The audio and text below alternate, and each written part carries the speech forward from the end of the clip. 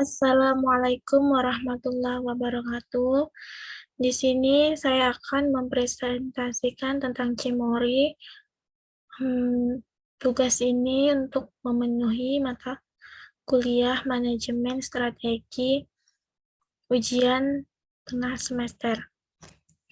Nama saya Kamsinah, NIM 19910093.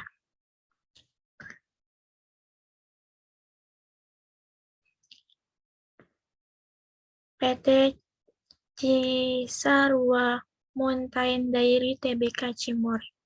Cimory adalah perusahaan pengolahan susu segar yang memiliki prospek yang potensial di dalam menyediakan aneka hidangan makanan dan minuman berbahan dasar susu.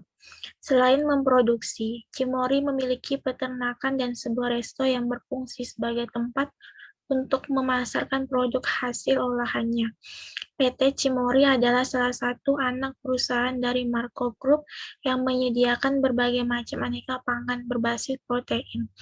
Berdirinya pada tahun 2004 di Jalan Raya Puncak KM 77.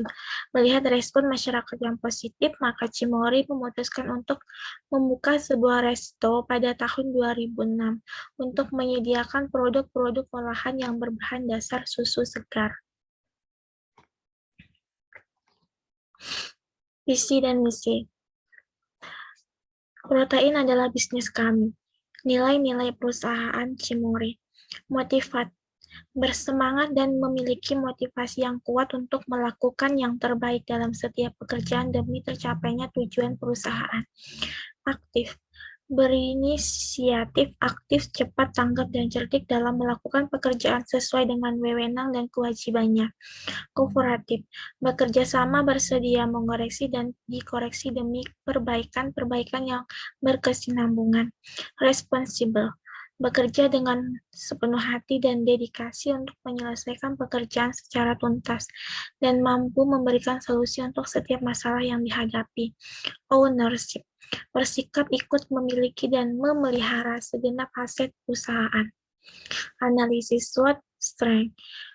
Yang pertama, perusahaan merupakan produsen protein terlengkap.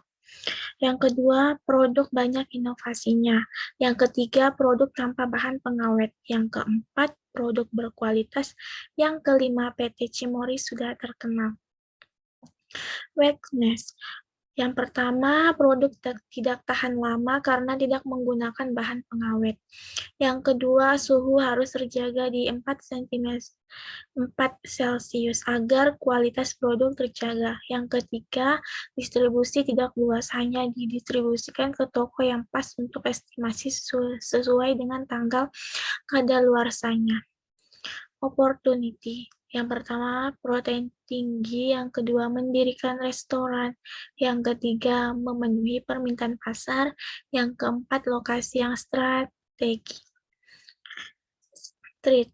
Pesaing produk yang menyerupai banyaknya perusahaan yang mengikuti produk PT Cimory yang mengakibatkan ancaman. Yang kedua, perusahaan sejenis dekat dengan lokasi pabrik. Yang ketiga, pintu tol Bawen melewati PT Cimory. Strategi yang diterapkan Cimory di masa pandemi COVID-19. COVID-19 sudah membawa akibat disruptif di seluruh aspek kehidupan. Cimory bereaksi dengan cara yang cepat dan tegas, selalu mencari kesempatan yang muncul dan memprioritaskan langkah yang dapat meningkatkan nilai bisnis serta membangun rencana strategis yang lebih kuat untuk kedepannya. Cimory mengkapitalisasi dengan lebih efektif kesempatan yang muncul di masa recovery COVID-19 akan terus memenangkan persaingan di pasar terutama saat mulai terbentuk kembali kestabilan. Kesimpulan, Cimory berada dalam pasar persaingan yang cukup ketat karena pemain susu pasteurisasi di pasar tidak lebih dari 8 brand, dan di antara beberapa pemain tersebut terdapat setidaknya 2 pemain yang memiliki kapital yang besar dan dapat digunakan untuk menjatuhkan Cimory. yang merupakan pemain baru namun memiliki perkembangan yang pesat agar mampu memperoleh penguasaan terhadap pasar. Untuk mengatasi hal tersebut diperlukan analisis terhadap jenis dan sumber bahaya yang mengancam citra brand. Analisa perpindahan brand yang dilakukan menganalisakan bahwa brand susu pasteurisasi Cimory sedang mengalami perkembangan yang pesat di mana faktor perpindahan ke Cimory yang terbesar dikarenakan oleh faktor-faktor 36,8 yang unik dan hanya dimiliki oleh susu pasteurisasi Cimory sesuai dengan salah satu elemen yang terasosiasi dalam brand Cimory yaitu rasa nikmat dan menyegarkan dan kekentalannya pas untuk diminum. Saran.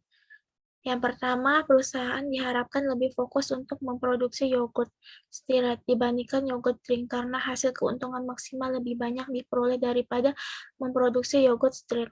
Yang kedua, perusahaan akan lebih efektif apabila mengganti tenaga manusia dengan tenaga mesin untuk mengemas yogurt stirred, di mana tenaga kerja yang tidak terpakai dapat dipindahkan ke tempat produksi yang baru, misal di Semarang dan Sentul, Bogor.